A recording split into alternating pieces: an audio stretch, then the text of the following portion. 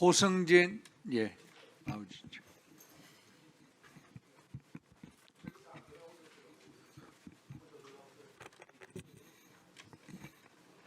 네, 우리 이원석 증인께 여쭙겠습니다. 네, 우리 증인께서는 정말로 법치 파괴 현장이 있습니다. 헌법이 파괴되고 또 국회법이 파괴되고 정말로 법을 만드는 국회에서 이 파괴되는 법치가 파괴되는 걸 보면서 어떤 느낌이세요? 그리고 전직 검찰총장으로서 검사분들 이 국조특위 아마 40명 가까이가 증인으로 채택됐을 겁니다. 그분들 불러서 윽박 지르고 또 호통치고 또 범죄인 취급하는 이 행태, 앞으로 이 폐해가 어떨 것 같습니까? 제가 작년까지는 로스쿨에서 강연을 하면서 로스쿨생들이 검찰이 이렇게 어려운 상황인데 검사를 지망해도 되겠습니까? 했을 때 컵에 따라 있는 물을 마시려고 하지 말고 여러분이 컵에 물을 채워라. 그래서 검찰로 많이 와주기 바란다라고 말을 했습니다. 올해 로스쿨에 가서 강연을 하면 로스쿨생들이 검찰이나 공소청에 지망하겠다라고 저한테 물어보면 제가 처음으로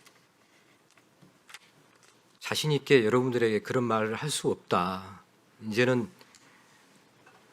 공직에 여러분을 권하겠다는 말을 저는 할 수 없겠다라는 마음이 듭니다.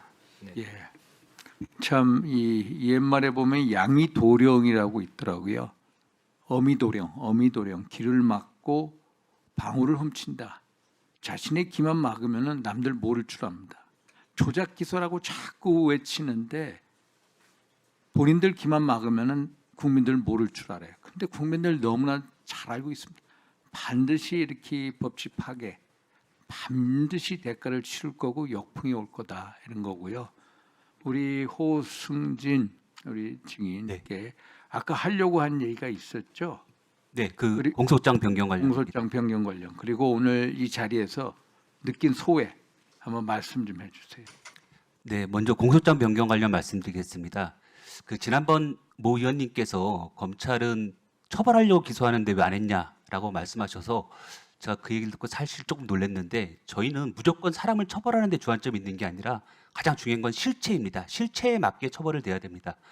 뭐 부산 돌려차기 사건도 그렇고 뭐 국정농단 사건에서도 마찬가지고 예를 들어 계엄 사건에서도 저희가 공범이라고 주장을 하는데 재판부가 갑자기 방조 아니냐라고 했을 때 덜컥 저희가 방조로 공소장 변경하지 않습니다. 가장 중요한 건 수사 결과 확인된 증거 관계에 비춰서 실체가 어떤 것이냐가 가장 중요하고 그 사건에서 만약에 유동규를 봐주려고 했다면 당연히 공여자로 하면 그냥 그 돈 지금 공여자로 1심에서 인정되는 바람에 수수액이 6억으로 떨어졌습니다. 오히려 그렇게 되면 유동규가 훨씬 더 양형에서 유리한 수 있는데 저희는 절대 그렇게 판단할 수 없었다고 봤고 사실 지금 민주당 의원님들께 제가 한 가지 좀 의문이 있는 건 지금 민주당 의원님들은 김용 피고인이 돈을 받은 사실이 없다라고 하고 계시지 않습니까?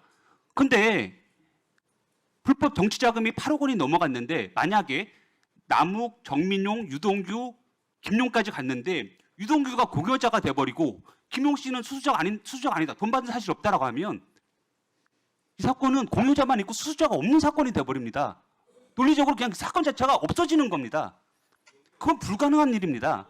그리고 제가 최근에 김용 피고인이 유튜브에 나와서 인터뷰하는 것도 들었는데 본인 스스로 유동규가 수수자고 남욱이 공여자다라고 얘기하는 것까지 봤습니다. 그 논리에도 좀 어긋난다고 생각이 들고요. 그리고 무엇보다 제가 우려스러운 것은 지금 뭐 한 가지 소위를 말씀해 보시라는데 저는 그 부분 굉장히 우려가 됩니다. 지금 저희가 항소심에서도 상고 이유로 삼아가지고 유동규는 10년을 넘게 김용과 정치적 공동체로 지냈기 때문에 이 사건의 실체는 김용 유동규가 수수자 측이다라고 해서 상고를 해놓은 상태인데 이 만약에 진짜 이게 대법원에서 저희 주장이 받아들여진다면 이 의원님들 나중에 어떻게 하시려고 하시는지도 약간 굉장히 좀 놀랍고 근데 오히려 너무 지금 재판 중인 사실에 대해서 자꾸 그렇게 말씀하시니까 그게 대법원 재판에 영향을 미칠 것 같아서 매우 사실은 걱정이 됩니다. 호승진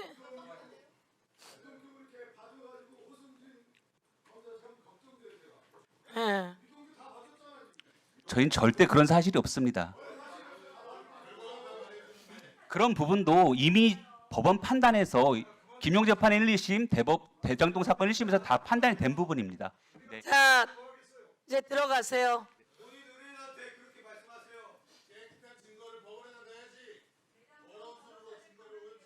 지금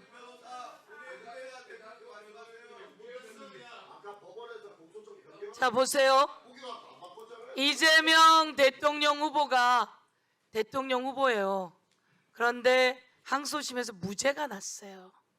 무죄가 나고 4월 24일 날 자료가 올라갔는데 4월 22일 날 올라갔는데 24일 날 파기환송 표결을 합니다. 법원이 조희대 법원이 예 여러분 조희대 법원이 그렇게 합니다.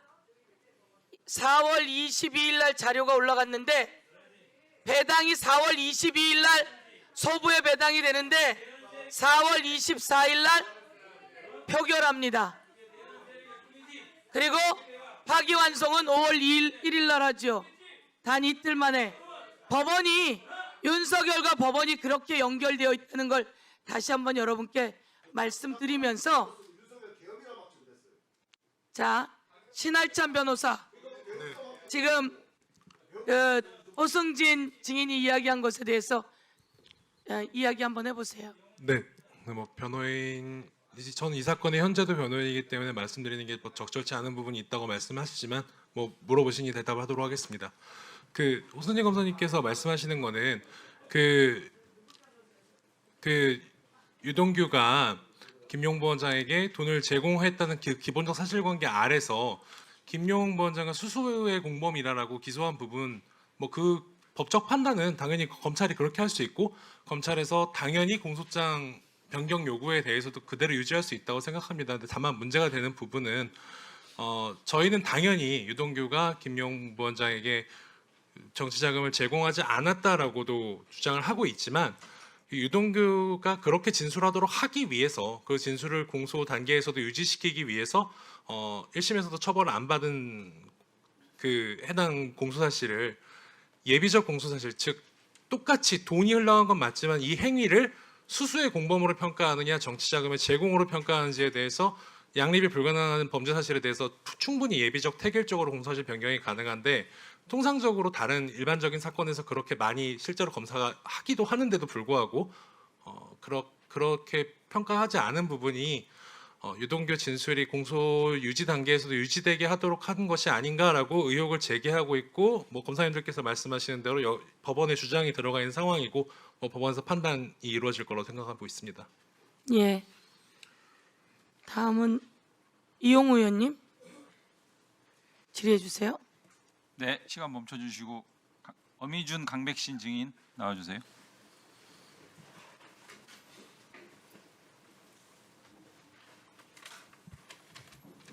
그 마이크부터 먼저 확인해 보세요. 마이크.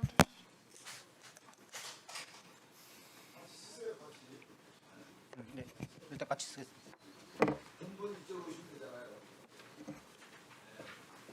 아니 회장님.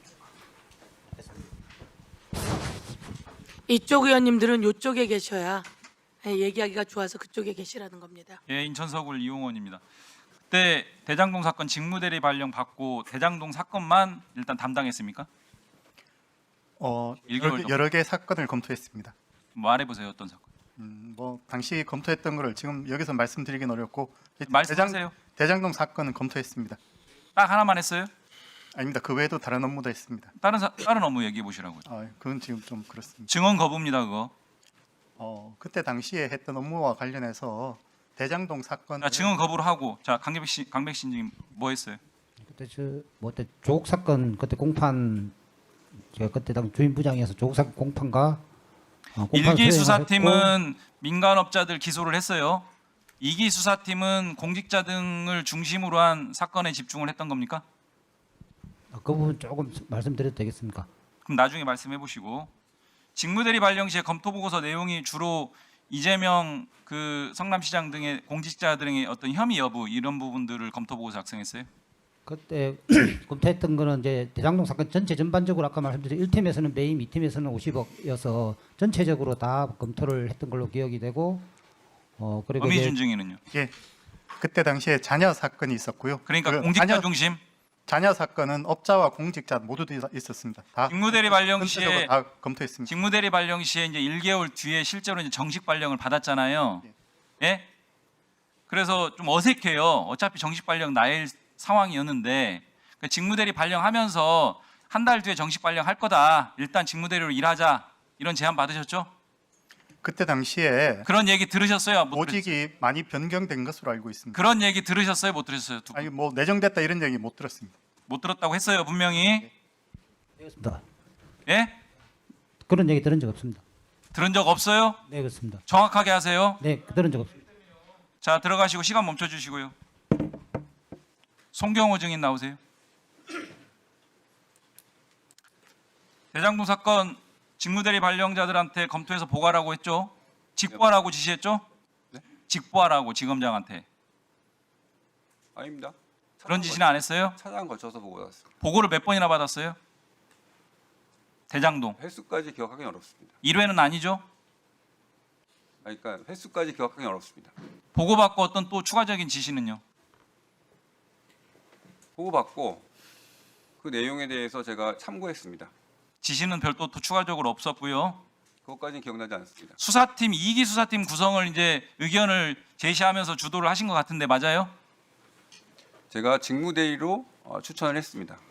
그 2기 수사팀 구성 관련해서 1기 수사팀에서 민간업자들 기소하고 이렇게 해왔는데 수사팀이 이렇게 변경되는 이유는 뭐였어요? 그 당시 정용환 부장은 제 기억에 중앙지검에서 특수 2부장, 특수 1부장 아니, 그러니까 수사팀 전체적으로 교체가 됐잖아요. 이유가 뭐였냐고요? 인사 이동이 예정돼 있었습니다. 인사이동 때문에 그렇게 전체적으로 교체가 됐다고요? 아니, 부장들은 이제 그럼 이렇게 물어볼게요. 위에서 수사팀 교체와 관련된 지시를 받은 적 있어요? 없습니다. 없어요? 네. 김태훈 증인, 수사팀이 1기 수사팀에서 민간업자 기소들을 하고 이렇게 했는데 예. 갑자기 전체적으로 이렇게 교체된 이유 알고 계세요? 이유는 잘 모르지만 적절하지 않았다고 생각합니다. 들으신 얘기 말씀해 주세요. 수사팀 변경 관련해서. 기본적으로 1기 수사팀에 대해서 수사 결과를 신뢰하지 않았던 것으로 미루어 짐작하고 있습니다. 어떤 결과요? 1기 수사팀에서 한 수사 방향과 그 결론에 대해서 구체적으로. 아니 그렇게 짐작할 뿐입니다. 그러니까 진정한 내용 구체적으로 말씀하셔야 저희가 이해합니다. 편하게 말씀하세요. 드러나지 않은 사실들입니다.